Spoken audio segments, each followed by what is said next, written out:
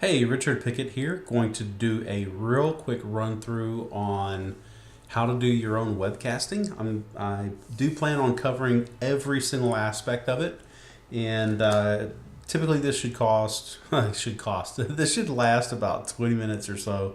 So let's get started. The first thing I'm going to start off with is the equipment, because I do believe the equipment is very, very important. First is I use, you can see here, I use this Logitech C615. You can see the model number right there, C615. And this is the webcam. Notice on here it says it's HD 1080p. All that means is it's the highest definition video that they have available today. The reason why I do this is whenever you're doing a webcast, if your bandwidth is limited or whatever, your webcast will automatically scale down your video. If you start off with a lower camera and it scales that camera further down, then it's going to be really, really bad video. So if you always start off with the highest quality possible video, then at least you're scaling down from the top and not from somewhere in the middle. Now, they can, your image quality may still scale down if your bandwidth is not good enough. So there are a couple of other things to think about when it comes to picture quality. One is definitely going to be the camera. The second one's the light, and I'm going to show you the light in just a second. Another one is your actual bandwidth itself. I use a cable modem, and I have paid for a premium speed off of it, so that I get a little bit better bandwidth coming off the cable modem. I know that some people that use DSL, I don't want to really down DSL too much, but the problem with DSL is you are capped at whatever line speed they can give you, and that's the best you can get. And I have seen cases, the big sales plug that guys that are trying to sell DSL will always say is, well, with cable you're competing with all your neighbors, and with DSL, you have a straight line into the company and you don't compete with your neighbors. But what I've actually found is the company itself runs slower. The company bandwidth runs slower, so I'm like competing with the entire company.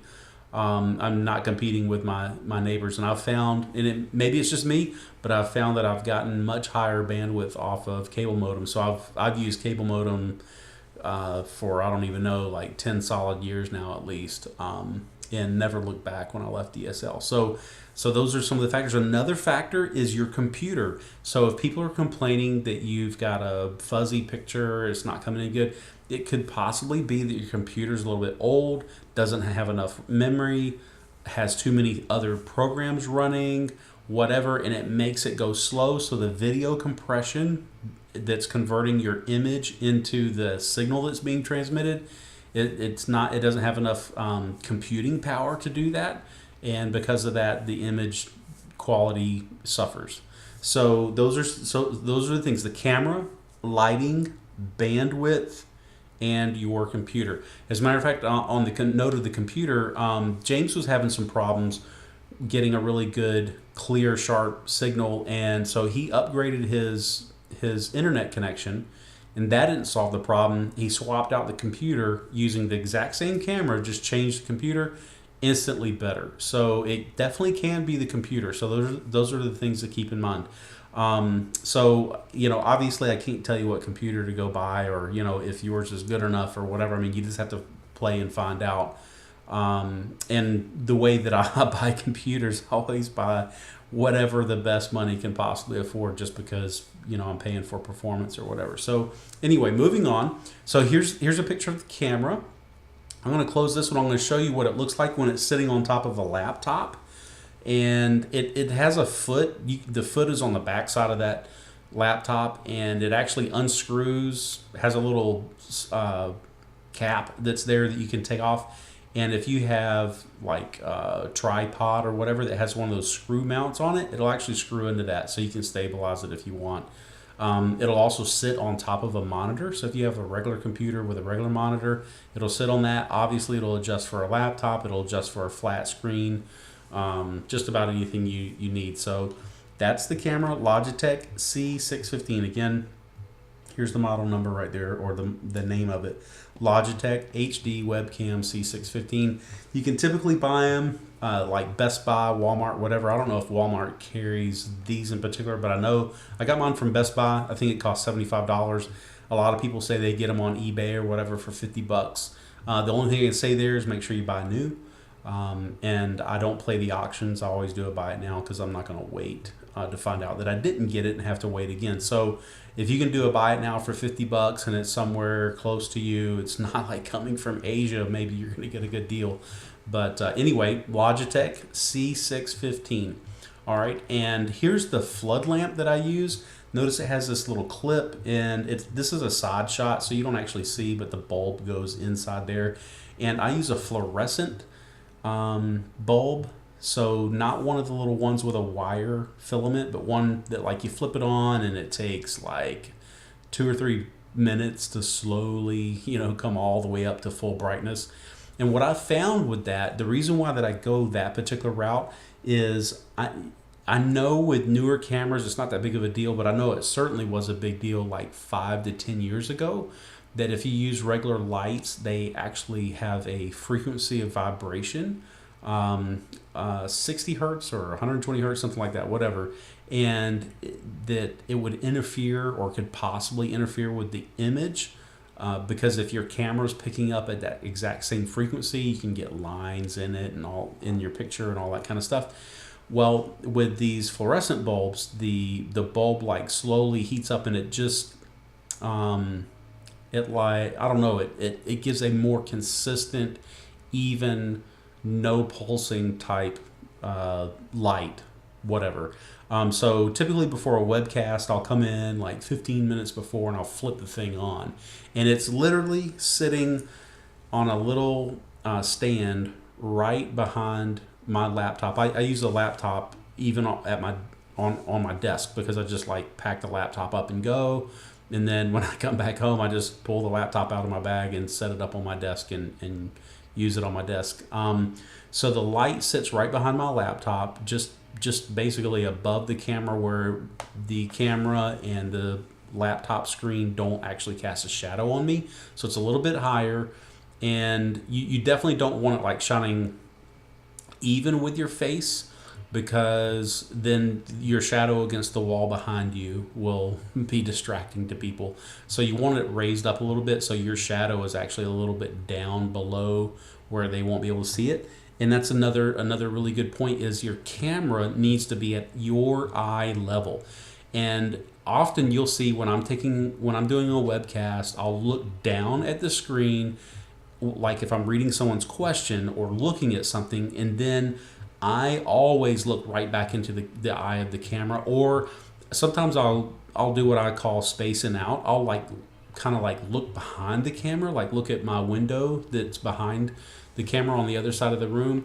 And if you're watching the video, you probably can't even tell that my eyes just aren't exactly focused on the camera, or you think I'm cross-eyed, whatever, and maybe it looks really funny. But my point is, if you have your camera at eye level, it feels comfortable to people. If your camera's below your eye level, then they feel like you're looking down on them. If your camera is up too high, then they feel like they're looking down on you, and it feels like a really odd angle. So you'll definitely want the camera to be about eye level. And I think my camera is probably about 1 foot to 1.5 feet away from my face when I lean forward and up against the edge of the desk, and I'm sitting up, at attention to talk to people. So these are all really important things. You don't want the camera too low. You don't want it too high. You don't want it on the side. You want it so it's directly in front of you. While you're reading the screen, it's probably acceptable that your eyes are, looking down or whatever to read the screen. Like if you're reading people's questions and stuff like that. But then definitely having the camera at eye level. Now, some of you, I know I've kind of gone in detail over having a camera and all that kind of stuff, and I know some of you will actually do webcasts without using a webcam, and that's totally cool. I do recommend getting a recent photo, and I want to stress that word recent, because some people, they'll get a photo from like 20 years ago, when they, when they were still svelte and, totally all cut up and all that stuff. And then, you know, when and then that's what they use everywhere. And then when you meet them in real life, you keep looking for the other person. You're like, hey, you know, I'm here to meet Bob, though, you know. And they're like, I am Bob. And you're like, nah, Bob's like 20 years younger than you. I'm here looking for Bob. So you definitely want to keep, you know, a current photo. So some people that won't use a webcam, I do recommend have a photo when you start the video. Have your photo there where they can see it. It's one of the things they see on your screen. And then, you know, go on into your presentation. And the reason why, with video, there is such a strong connection between the viewer that is watching and the person in video that's so much more strong than any other form of communication, telephone, or just a recording of the voice, you know, audio recording, or obviously sending emails or whatever. And so, yeah, I'm not doing a really good job of giving you an example of that on this particular recording, but the reason why is I can only really record my screen right now to make this video. And I probably should have actually started off with a picture, but hey, you're watching this video because you already know me and you've already seen my other videos. But if you're not going to use a webcam, I do recommend start off with a really good picture of you. Maybe one with you and the wife or husband, however that works, and kids, you know, whatever, out having fun or whatever, show some aspect of your life that you want people to identify with, just because video is so powerful for that.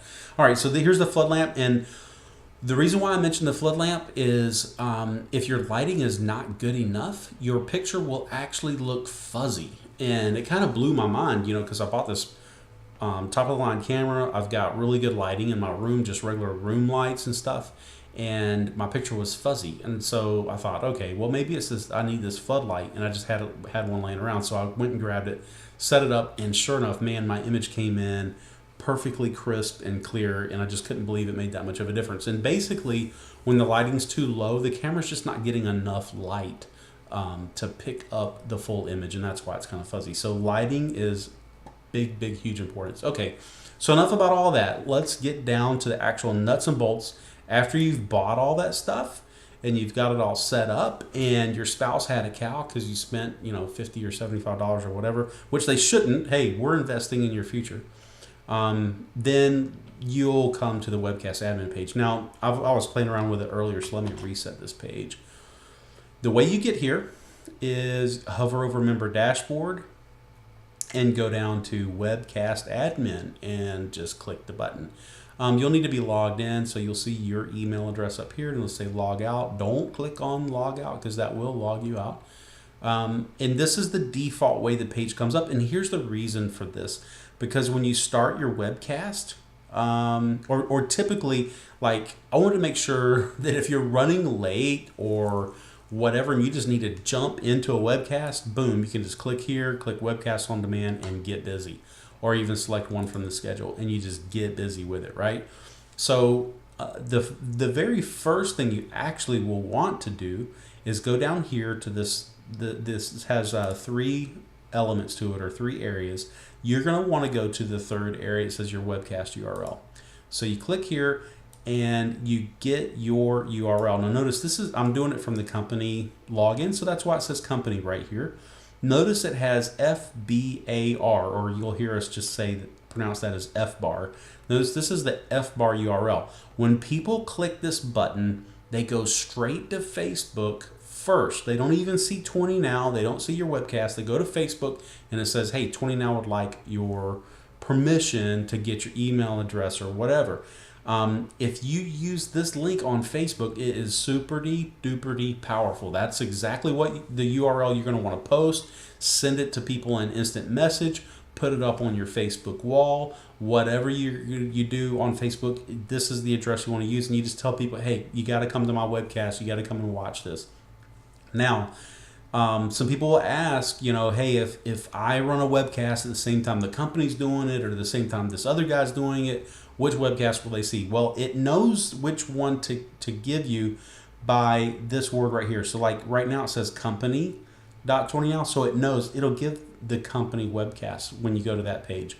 And, you know, if your name's Bob and it says bob.20now.com, well, then it'll be Bob's webcast. It'll be the one that they watch when they go to your link. So you go get this link, and this is the one you're going to want to pass around. And the reason why I put this on the bottom is because typically people will copy and paste this once or twice and then they kind of remember it. Now, I highly recommend, if you're the type of person that gets these links all confused, keep coming back here and definitely keep using copy and paste. My well, I better not tell you how we're related, but someone in my family had a habit of always coming over to my house, and they'd say, "Hey, I want you to look this up. I've got this place on the internet." They didn't have much of a clue about anything on the internet. I say, "Okay, well, tell me what to type in." And they would say, "Okay, it's http.com at Google/HTML." And they couldn't remember, and then it'd say like George at 25 .php. Just type that in, it'll all come up. Trust me, it'll come up. And I would look at them, and I'd be like, I know that's not coming up, right? So anyway, if you're, I know that no one watching or listening to this video is quite that bad, but just in case, maybe you feel like you're URL challenged or whatever, you can always come back here and you just right click on this and tell it copy link address, and then wherever you want to go, like I just open a new tab, you go right click and go paste, and boom, there it is, right? The whole thing, you can't make a mistake. So it just, and sometimes, hey, what happens if you just mistype a letter? Like you type, instead of spelling company COMPANY, you do CON. That would be a mistake, right? Everybody makes spelling mistakes. So it's no harm in always coming and getting your URL, right click and paste it wherever you're going to use it. And of course, once you've made a couple of emails and dummied up some text messages that you just copy and paste the whole message, you're good to go. So then you don't ever have to go back there again. All right, so the next place you're going to want to visit is Schedule Editor. And this is where a lot of the cool stuff happens. So as you can see, I already have some past videos that are listed here, the 3rd, 4th, 12th, 30th, 7th, whatever.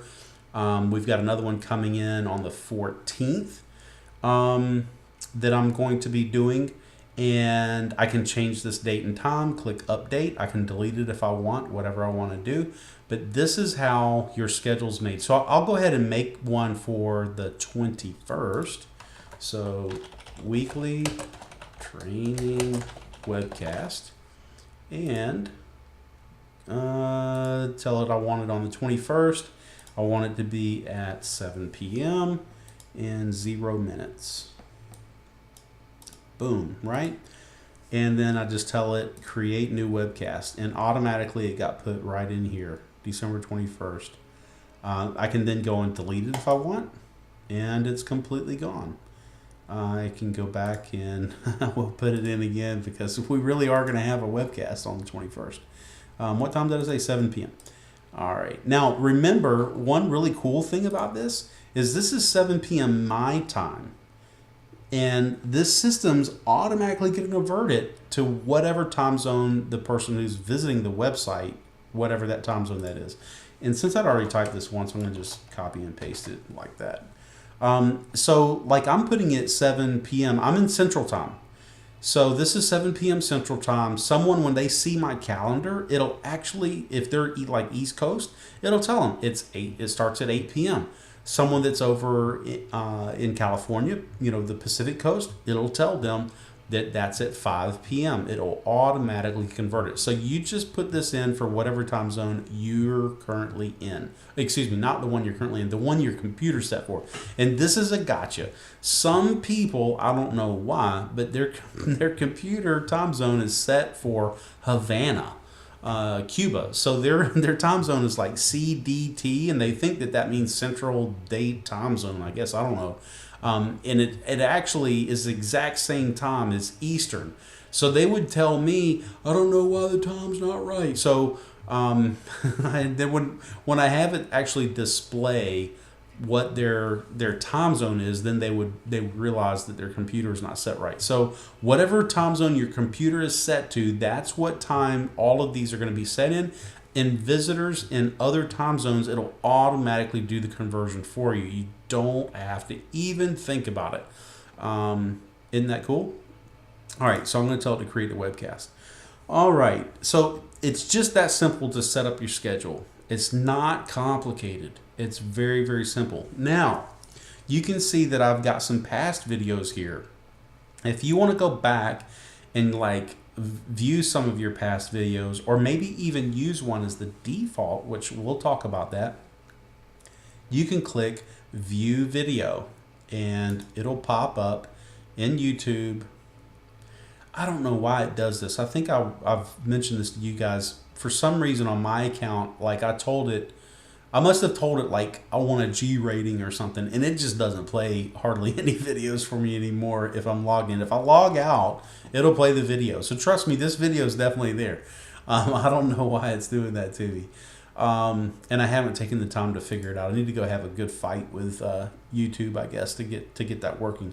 But let's say that you like that video. Well, it's already set as the default in Webcast in my case. But let's say that you liked it and you view it, and then you could just click like set default and it'll make it the default video. Now, what is the default video? When people just come to, yes, just go to Webcast. I'm going to have to stop this. Nope. There's no default on that account. This is a test account, by the way. That was displayed.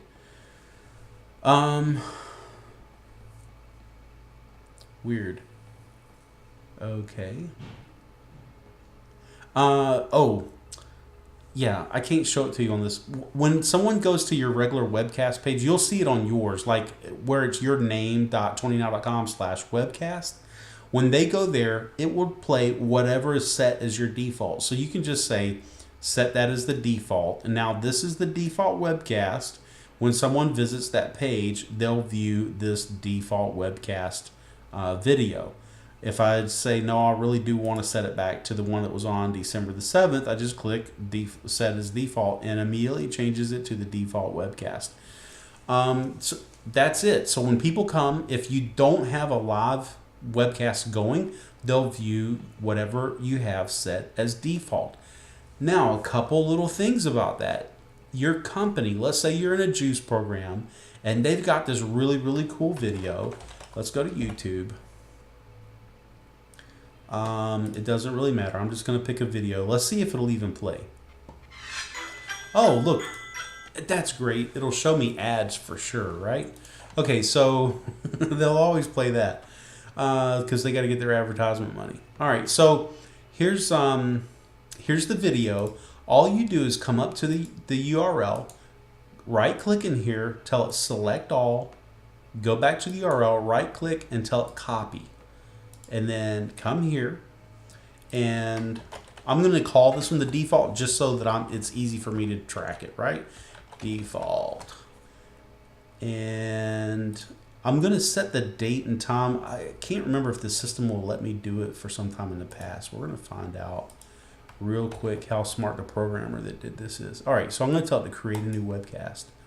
Sure enough, okay, so it put it in there as December the 1st. So it's in the past. We now know that this video is never going to play, right? Because or even show up on the schedule because we're already past the 1st. And it extracted that YouTube code for those of you geeks that want to kind of see this sort of thing.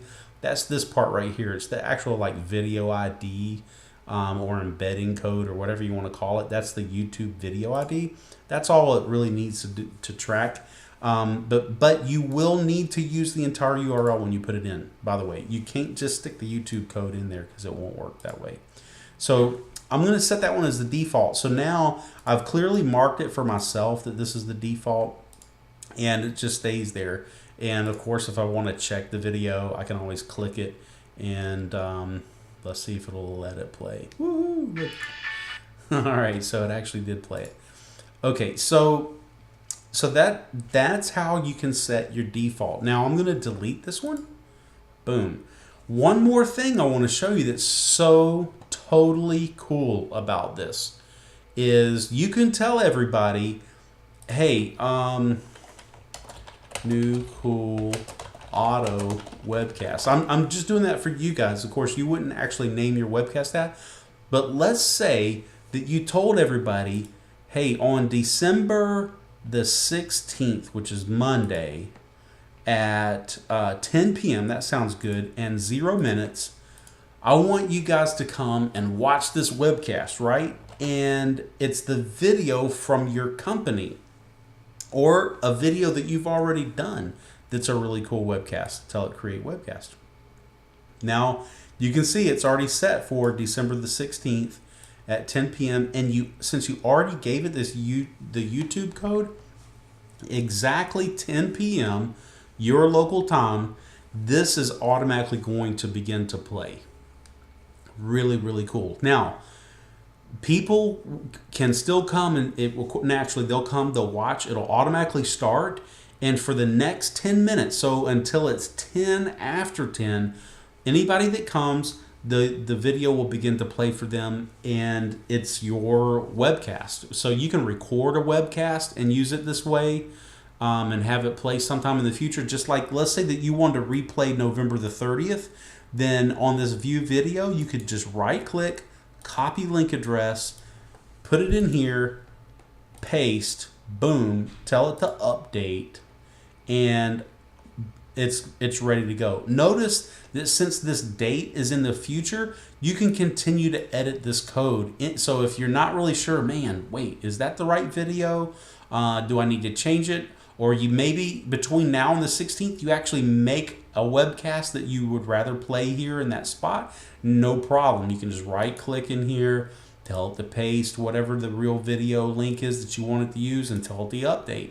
And you can always tell that it's updated because it goes back just to the YouTube code instead of showing you the whole URL that you had placed in there.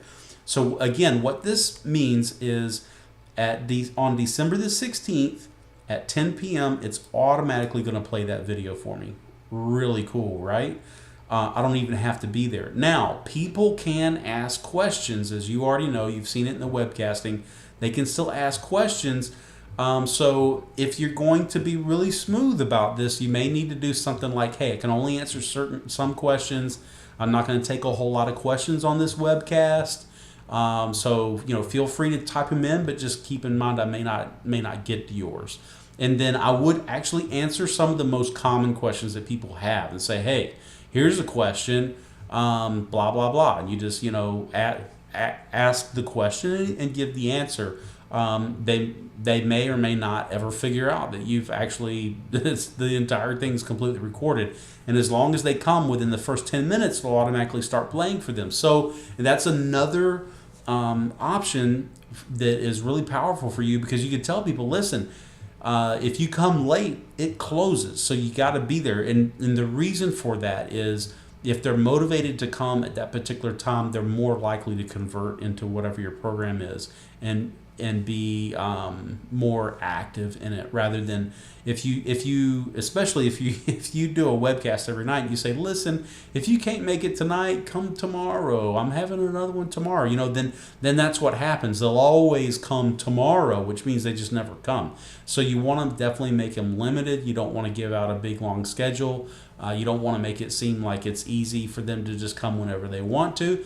And you can tell them, hey, listen, 10 minutes after webcast starts, that's it. You can't get in. And so that's really cool. So this is actually set up now to auto webcast. December the 16th at 10 p.m., it'll just automatically start playing that video if I leave it there. Of course I'm not, so I'm going to tell it to delete. But so I've shown you how you can go to YouTube. You can find your company video, that talks all about your juice or your 8-track cassette of the month or whatever your program is. You really like that. You can create a new webcast, paste in the YouTube link, and tell it create, and then set it as the default, so that if you're not currently broadcasting a webcast, that's the video they'll watch. If you have a webcast that you really like that you've done, then you can just go ahead and set it as the default anyway and be done with it. All right, so now let's talk. That's all about the scheduling. That's all how to do the schedule. All right, so now that that's done, let's talk about how to actually do your webcast when the time comes. So I'm going to refresh this page because obviously I've made some other entries and I want them to show up. I'll just show you right now. Like right now, only Saturday, December the 14th is going to show up. So if I refresh the page, Now I'm actually able to start any one of them. Okay, so let's walk through that. Now I've given an option that you can start one of these as scheduled, or you can go ahead and do an on demand. So the on demand one is really cool. Like if you're hanging out in your group, your Facebook group, and some of the people ask you, hey, how do you do this? How do you do that? And you've got time. You're like, hey, let's jump on a real quick webcast because I want to show you guys. You can just come here. It's not on the schedule. You don't have to go enter it in the schedule. You can just click webcast on demand. If you would have selected any of these other ones, these instructions still pop up. It just picks whichever one you're actually going to be doing. All right. Now, I gave these instructions as clearly and as simply as I possibly could, but let's still go through them just in case. So this is actually a link right here. So YouTube, I say go to YouTube. So you click the link. And notice how it went to upload. If for whatever reason your browser messes up and you've got to log into YouTube or whatever, and you can usually just close the tab and click on YouTube and it'll come back up again and it'll be logged in. But just in case, all you have to do is see this little upload button. If you go to YouTube, just click this upload button. It's this page right here. This is all we're interested in. Okay, so that was step 1. Let's go back and read what step 2 is. It says click the broadcast button for Google Plus Hangouts on Air. It's the third one down on the right side. 1, 2, 3, right there. Google Plus Hangouts on Air. Click the broadcast button. All right, we did that. Hey, there's my webcam, right? And by the way, I don't have the light on. Yeah, I'm going to leave that. I'm going to leave that for us to look at in just a minute. All right, yeah, so this is like the fuzzy picture that because I don't have the light on. All right, so we click the broadcast button. Then it says fill in your description and start Hangout on Air.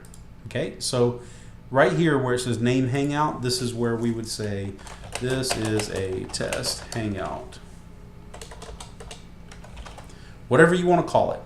Also, really important right here, if you want to invite another presenter and you've already arranged it with them for them to come on and ask questions, do their own presentation, whatever, this is where you do it. You type in their name, email address, or whatever. Here's the thing though, let me tell you. If there's no way to move that, is there? Because if I can talk in the camera, like I would rather talk in the camera instead of you just see this little white square in my face bobbing around behind it. Okay, so the thing is, I've found that there is a little trick to getting that people connected the very first time on a webcast if you're going to share the presentation. And it will send an email to them if you put their email address in here. And when they click on it, click on the link in the email, it'll go to Google Plus. They may have to set up their account. You know, it can be a pain. So don't tell somebody, hey, I want you to jump on the webcast in an hour with me and you can do a presentation, because it won't happen like that. Instead, what you guys need to do is, like, if you're going to do a webcast, let's say on the weekend, like the day before, I would dedicate like an hour to an hour and a half of you doing a test just like this, where you invite them, they know where the link is, they click the link and they get joined in. Because if you wait until time, it'll never happen. I've spent like an hour and a half with people trying to get them connected on when we were just going to do the test. And I'm glad that I did it that way. Otherwise, it really would have been a disaster.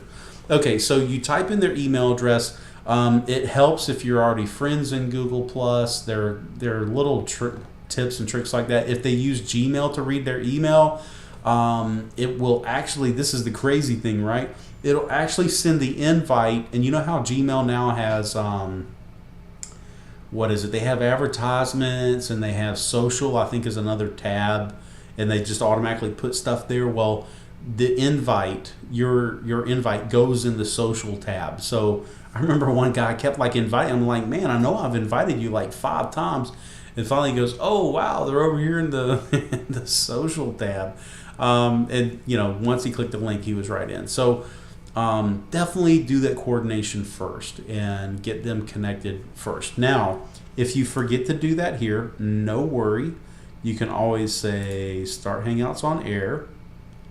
And notice down here it says off air, right? So I'm not currently broadcasting. That's how you know. And another thing is, notice how it's like giving this percentage. This is like, I guess it's like loading a plugin, getting connected to the server, blah blah blah, all that kind of crazy stuff, right? That's what's happening right there, and you can't actually begin the broadcast until that gets to like 100%. And there's one other place to invite people. It's right here.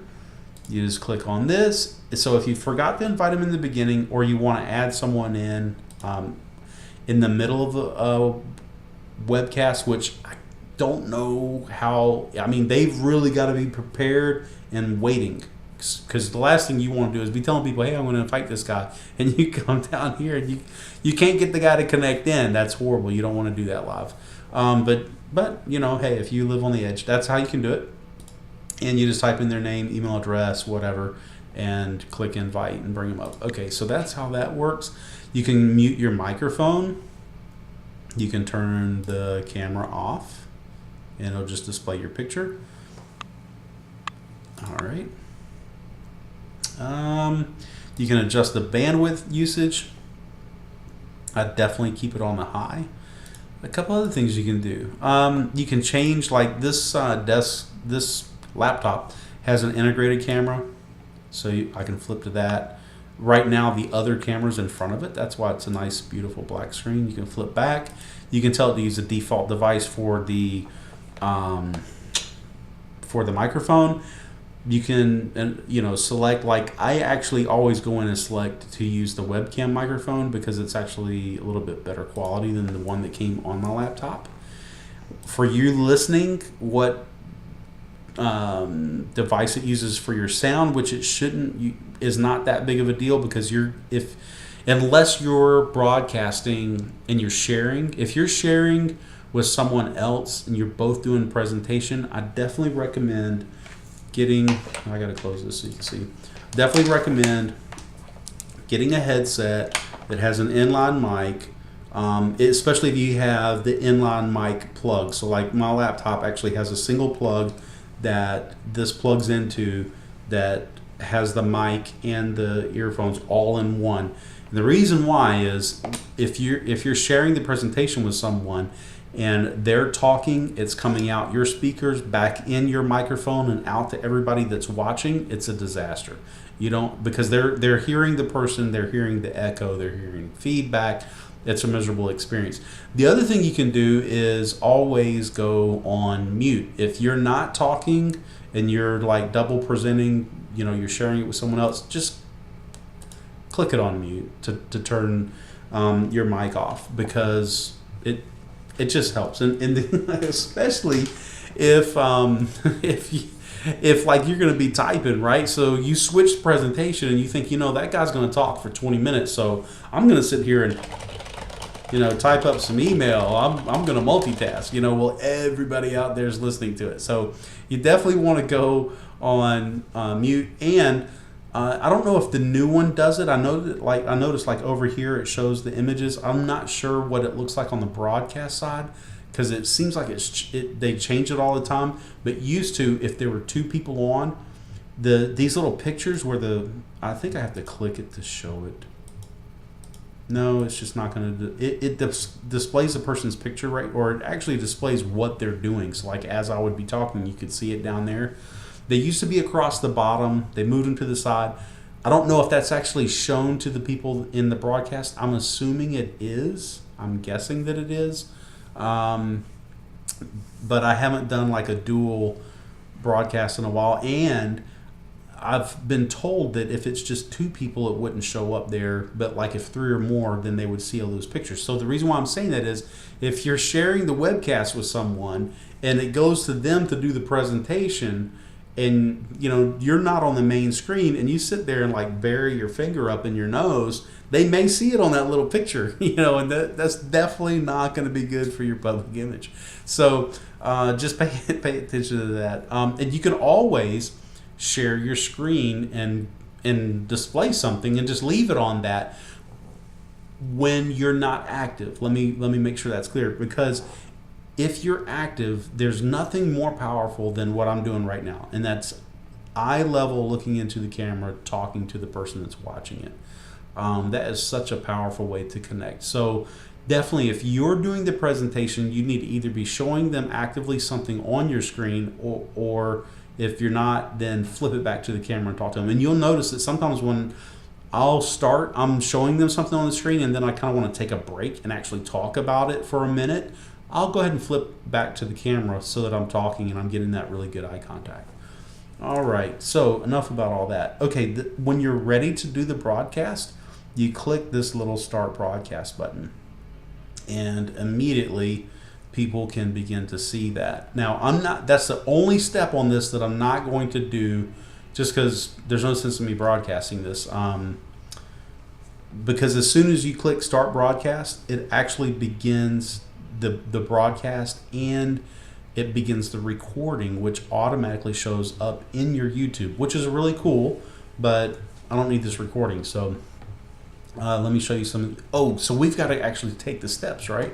Okay, so this step said fill in your description and click Start Hangout on Air. And notice it did not yet say Start Broadcast, right? So we don't do that yet. Click the links in the bottom right of the screen. So we go over here and see where it says links. We click that. This little thing pops up. Let's see what we're supposed to do with it. Right click on the highlighted code that pops out and select copy. So right here, this little thing right here that says event page, notice it's one of those crazy YouTube links, right? We were just looking at those a couple minutes ago. Right click on it, select copy, go back, right click in this box and select paste to put the code there. So here's this box, right click, paste. So there's the code. Click this button to register your embed code with this webcast. So I click, and all that does is it figures out what that YouTube ID is, and then it knows that we're ready. Now it says go back to your broadcast window and click Start Broadcast. Oh, I need to change that because they did move this. It used to be in the top right. It's now that green button down in the center where it says Start Broadcast. So this is the step I'm going to skip. But if I didn't skip it, this is the next step. You go and you click Start Broadcast, boom, right there, and start it. That's when you're live. From that point forward, it begins the recording, and people that are watching it on YouTube or in your G Plus or whatever, that's where that part's live. But we still have to go back to this screen and click Go Live here. No, and you have to do it in this order. It's really important that you click Start Broadcast first here, then go back here and click this Go Live button.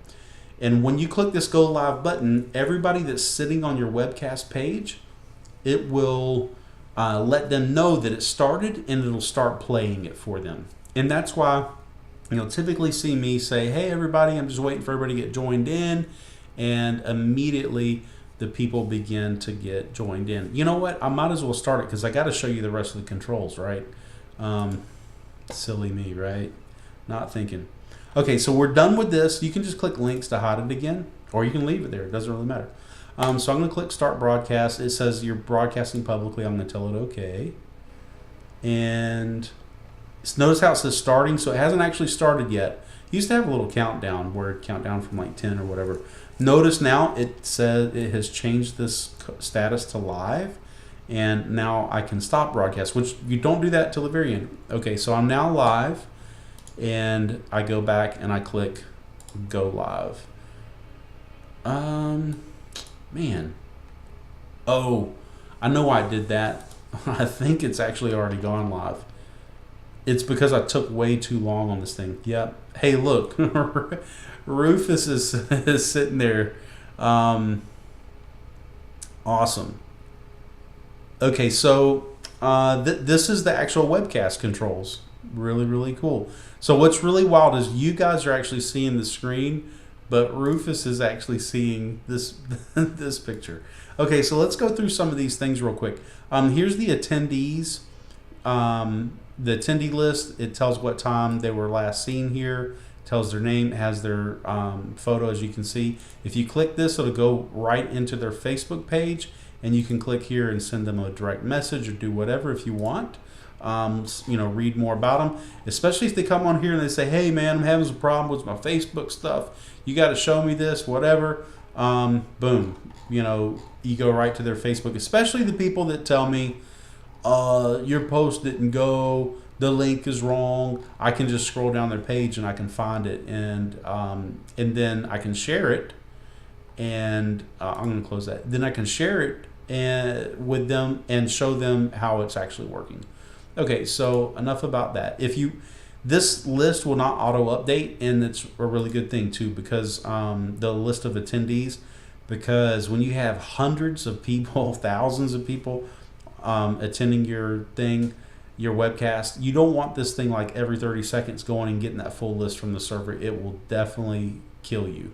So anytime you want to see it updated, notice Rufus is still hanging out with us.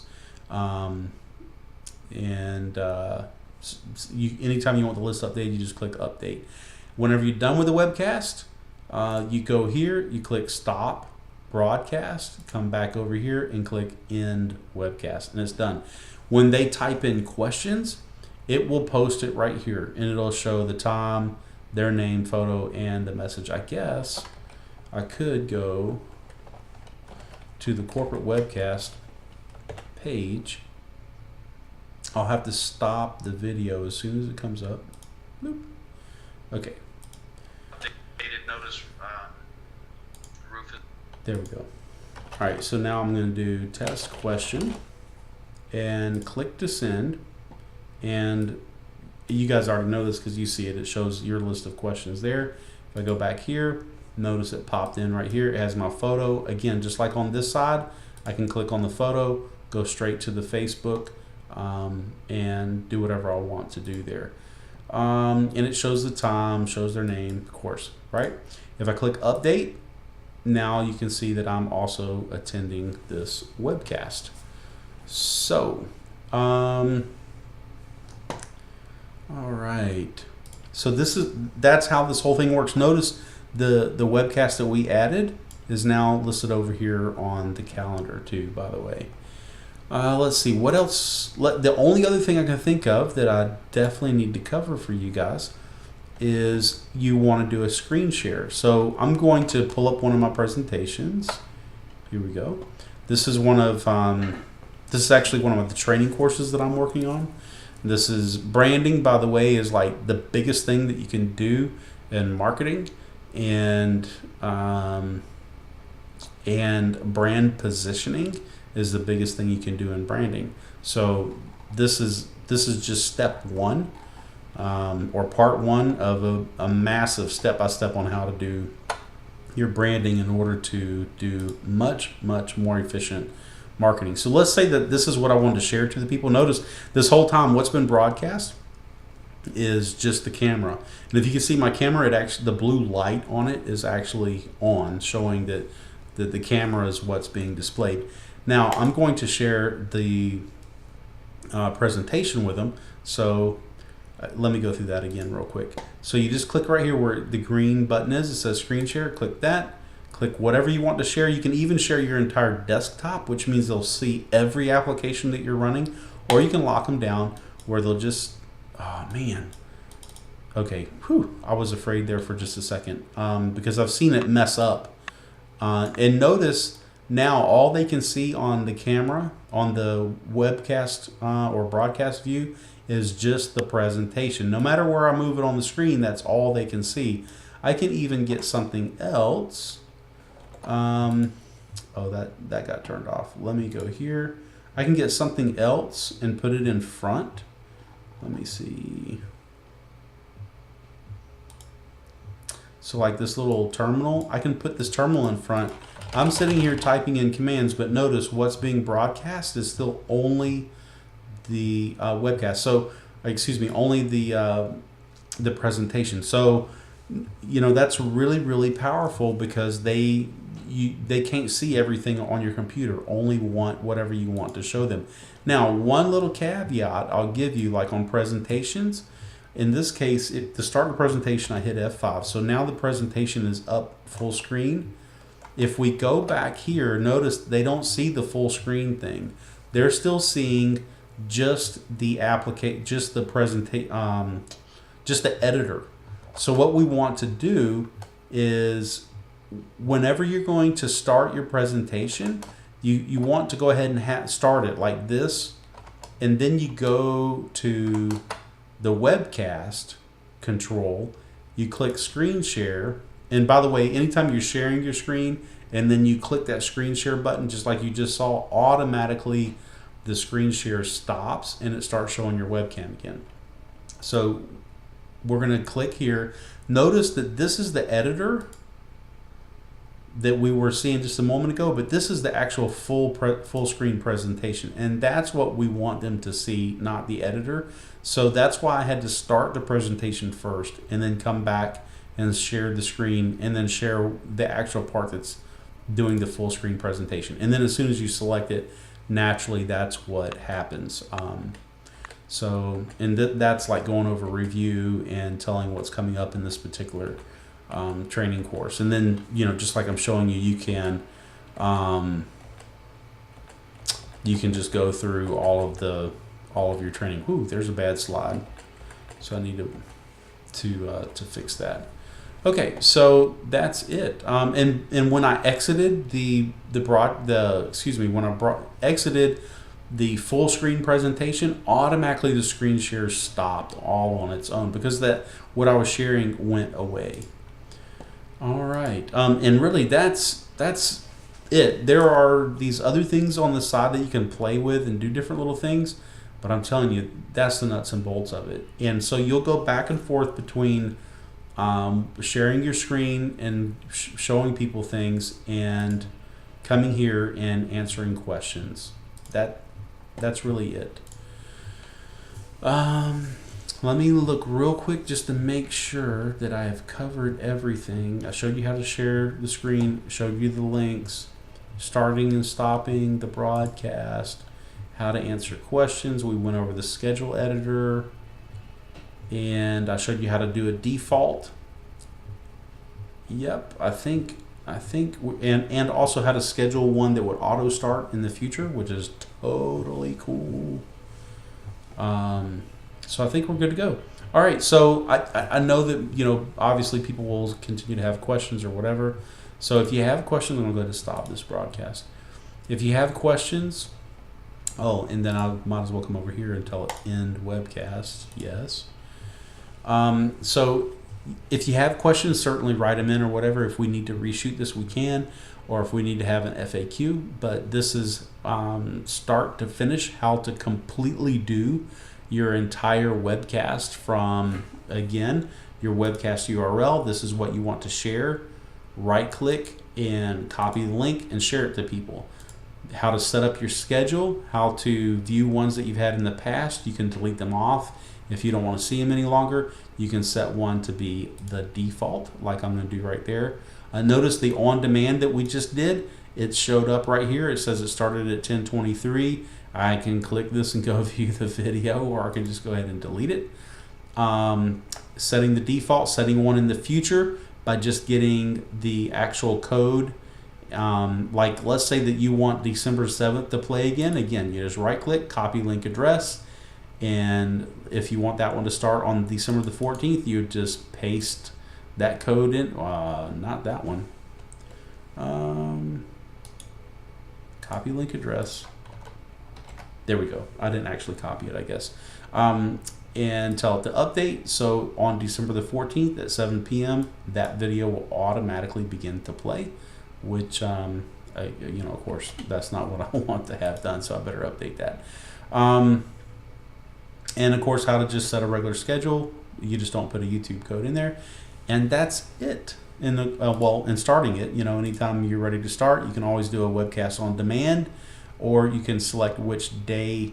Like if it's December the 14th, I can go ahead and select that one because that's the one I'm starting, and it'll use that entry. And that's it, folks. So I hope that this was very informative. If you have any questions, definitely write them in. Happy to help out and answer them in any way, shape, or form that I possibly can.